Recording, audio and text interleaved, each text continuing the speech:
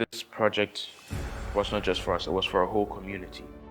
That's the most important part, because that itself is sustainability. How do you create something that lasts beyond you?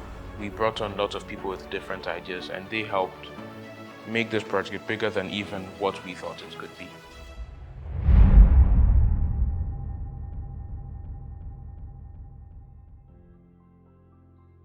Contrary to what most people might think or what it might look outside, Jesse and I have a really solid team backing us and pushing us to bring this to life.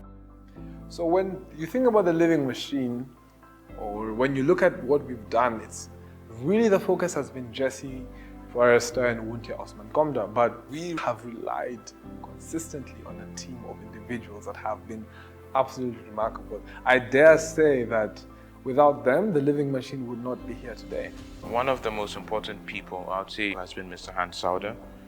He's been with us from the very beginning and guiding us and bringing his own ideas on board and taking this idea as his own.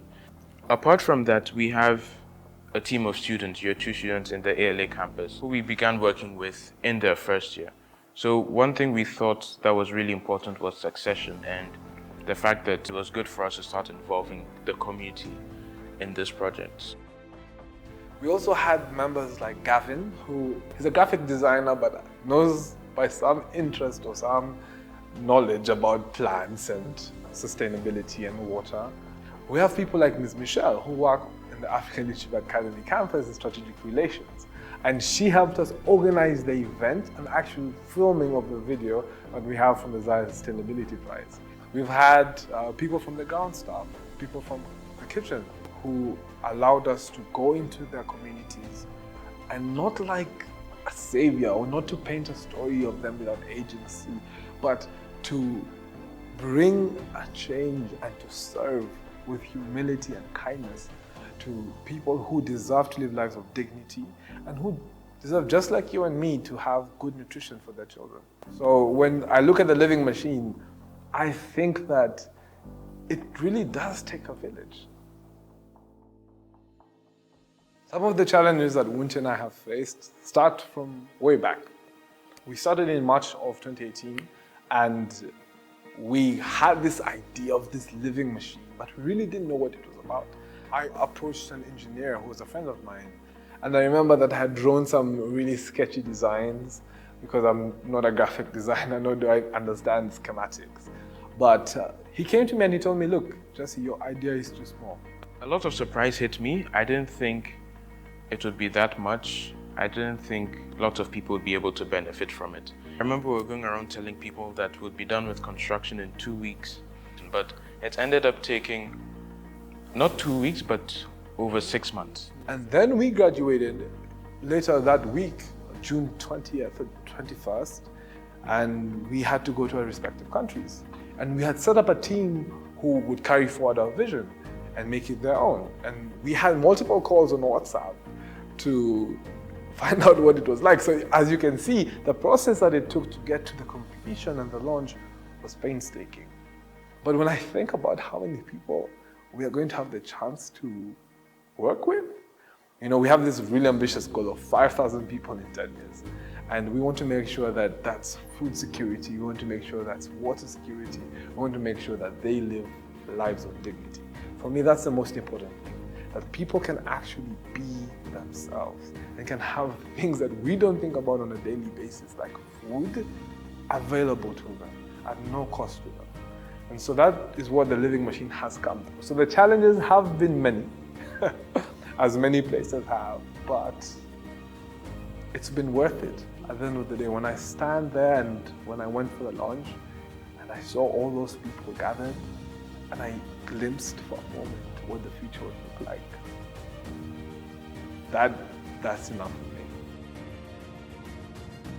The first 3 feelings that popped into my head when we were cutting the ribbon was, first of all, when we were cutting and we finally closed the scissors, the ribbon didn't cut. And it was so funny, but I think I got very nervous at the same time. Funny because, this was the culmination of a huge event, and it was funny that this was how it was ending, but there was also so much humor to it. And I just really liked that we could get a fun side to this whole event, even though it seemed so serious. The fact that we had been working on this since our first year at ALA, and now seeing ourselves officially opening the project. And I think for the rest of the day, I felt so overwhelmed by that feeling and overwhelmed with emotion as well. And I just needed to take time off, go and relax and just reflect. And I just generally enjoyed it, and it just put me in a different space. And I felt a lot more confident in things that I'll be doing after the living machine and things I'll be doing going forward. My life has changed in a way that I really think that the prize, the Zayed Sustainability Prize, gave me a platform. Because before the living machine, I only had ideas. I only had these thoughts of things I could do or places I could go. And it was really difficult to convince my parents and my friends around me, and myself, most importantly, of my capability. And as humans, we seek validation from outside sources, and it's natural. But when I look at the living machine in the ground, filtering 1,000 liters of water a day, 300,000 a year, for me, it just reminds me that at the end of the day, we are capable. That, the most crazy plan and the most grandiose scheme, everything is impossible until it's done. And so the way I view stuff right now, or the way I view my life, is that I have been able to achieve something at a young age, but I have so much more that I want to do. The next step for me would be to see how I can make institutions more environmentally friendly. And working on the living machine has shown me that it's possible, because at times it tends to look like certain institutions have no role to play in environmental sustainability or protecting the environment. From afar, it might look like a wastewater treatment system might have no place in a school. But working on this project has actually shown me that it's possible, and it's actually necessary, because the impact doesn't end with the students here. The impact overflows to other people in surrounding communities. So I'm 19 years old, and I didn't think I'd be working on something this big at this age. And I remember there were two scenarios I remember very well. First was when we were in Abu Dhabi, and I remember we got there and we were sitting at the front row, and I think we were sitting with some sheikhs. And we were so scared to approach them and have a conversation with them, but those people were so open to us, and it made me realize that age is a number. It's cliche, but it's actually very true. And the second instance was when we actually started working on the project, and the technical team, who were experts who had worked on projects like this all over the world, came to campus and were having meetings with them. I remember I'd sit in those meetings and I'd be clueless about what was going on.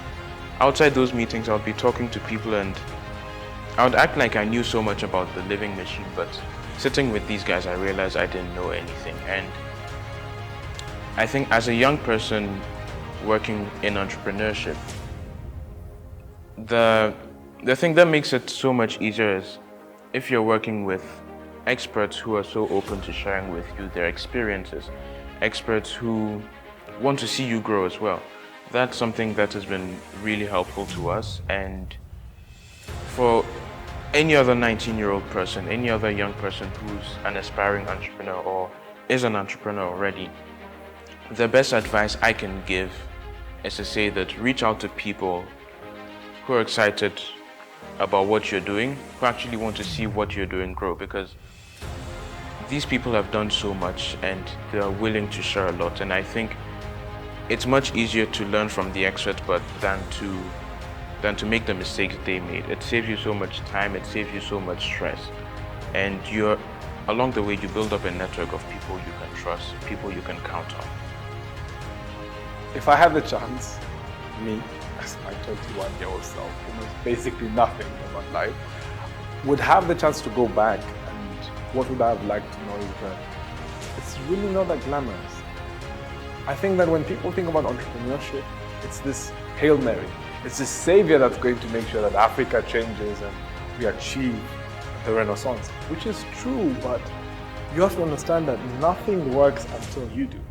And the effort that you put in consistently is what will bring out the change. It doesn't have to be something extremely large, but inch by inch. In Kiswahili, we have a proverb that says, haba na haba hujaza kibaba, which means if you keep pouring water slowly by slowly, then we will fill up a beaker.